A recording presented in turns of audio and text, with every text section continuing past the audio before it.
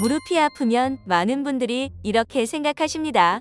많이 걸어서 그런가 보다. 계단을 좀 많이 올라서 그렇겠지? 나이가 들면 원래 무릎이 아픈 거 아닌가? 물론 무릎 통증은 일시적인 피로나 근육통으로도 생길 수 있습니다.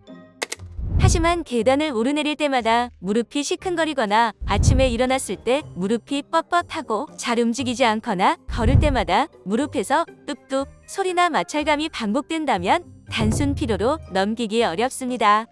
이런 증상은 무릎 관절을 보호하는 연골이 점점 닳아가는 퇴행성 관절염의 신호일 수 있기 때문입니다. 퇴행성 관절염은 무릎 관절 안의 연골이 약해지고 닳아 뼈와 뼈가 가까워지면서 통증과 뻣뻣함이 생기는 질환입니다. 그래서 오늘은 내 무릎 연골이 왜 닳는지, 관절염을 의심해야 하는 증상은 무엇인지, 그리고 무릎을 지키기 위해 피해야 할 생활 습관까지 함께 짚어보겠습니다. 먼저 퇴행성 관절염이 무엇인지부터 쉽게 설명드리겠습니다. 우리 무릎 관절 안에는 뼈와 뼈가 직접 부딪히지 않도록 보호해주는 연골이라는 조직이 있는데요. 하지만 나이가 들고 무릎 사용이 반복되면 연골은 점점 탄력을 잃고 약해질 수 있습니다. 연골 표면이 거칠어지고 두께가 얇아지면 뼈와 뼈 사이의 간격도 줄어들게 됩니다. 연골이 충분할 때는 무릎이 부드럽게 움직일 수 있지만 연골이 닳으면 뼈끼리 가까워지고 관절 안에 염증이 생기면서 통증이 나타날 수 있습니다. 이 과정이 바로 퇴행성 관절염입니다. 그렇다면 어떤 증상이 있을 때 퇴행성 관절염을 의심해 볼 수 있을까요? 첫 번째, 계단을 오르내릴 때 무릎이 시큰거리거나 아픈 경우입니다. 무릎 관절은 평지를 걸을 때보다 계단을 오르내릴 때 더 큰 부담을 받습니다. 그래서 평소에는 괜찮다가도 계단을 이용할 때마다 무릎이 시큰거린다면 관절염 초기 신호일 수 있습니다. 두 번째, 아침에 일어났을 때 무릎이 뻣뻣한 경우입니다. 밤새 움직이지 않다가 아침에 첫걸음을 뗄 때 무릎이 굳은 것처럼 불편하다면 관절 안의 염증이나 연골 손상을 의심해 볼 수 있습니다. 세 번째, 무릎을 움직일 때 뚝뚝 소리나 마찰감이 반복되는 경우입니다. 단순히 한두 번 소리가 나는 것은 큰 문제가 아닐 수도 있습니다. 하지만 무릎을 굽히고 펼 때마다 반복적으로 소리가 나거나 무언가 걸리는 느낌, 달리는 듯한 마찰감이 느껴진다면 연골 손상 가능성을 생각해 봐야 합니다. 퇴행성 관절염은 관절을 사용할수록 통증이 심해지는 특징이 있습니다. 물론 이런 증상이 있다고 해서 모두 관절염이라고 단정할 수는 없습니다.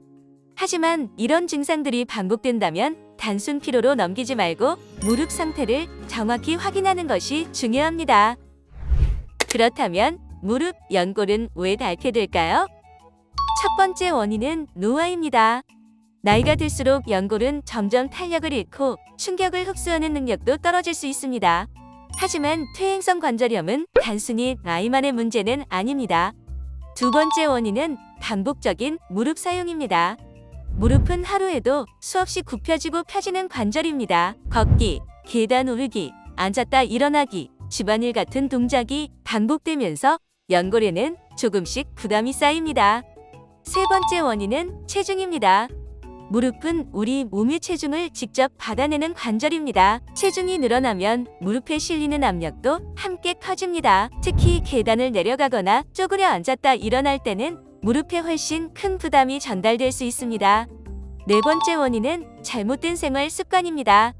대표적인 것이 쪼그려 앉기, 무릎 꿇기, 양반 다리, 그리고 방바닥 중심의 좌식 생활입니다. 이런 자세는 무릎을 깊게 접은 상태에서 관절에 강한 압박을 줍니다.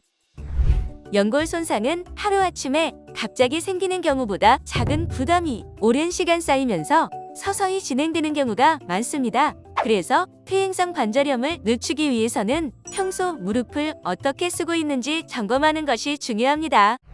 그렇다면 무릎 연골을 지키기 위해서는 어떤 생활 습관이 필요할까요? 첫 번째, 좌식 생활을 줄이는 것입니다.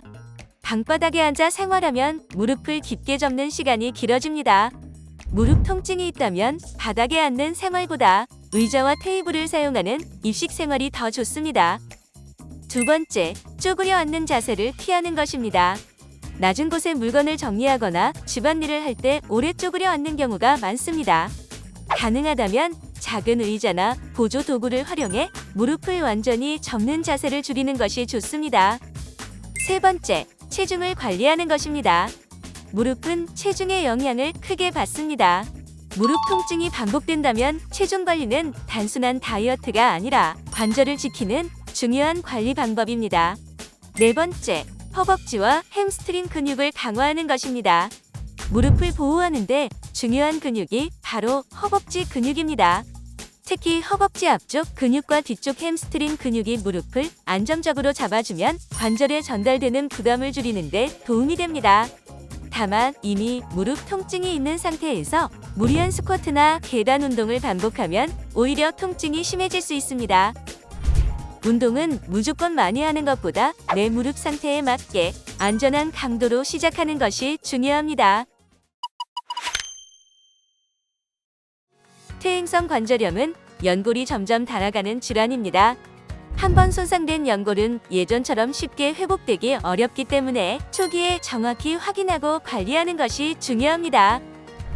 연골이 닳는 이유를 알고 생활 습관부터 바꾸는 것이 퇴행성 관절염을 늦추는 첫걸음입니다. 무릎 통증이 지속되거나 걷고 앉는 동작이 불편해졌다면 서울 21세기 병원에서 정확한 진단을 받아보시길 권해드립니다. 제대로 알고 관리하는 습관이 무릎 관절을 지키는 가장 확실한 방법입니다. 더욱 건강한 삶을 위해 다음 시간에도 도움이 되는 정보로 찾아오겠습니다.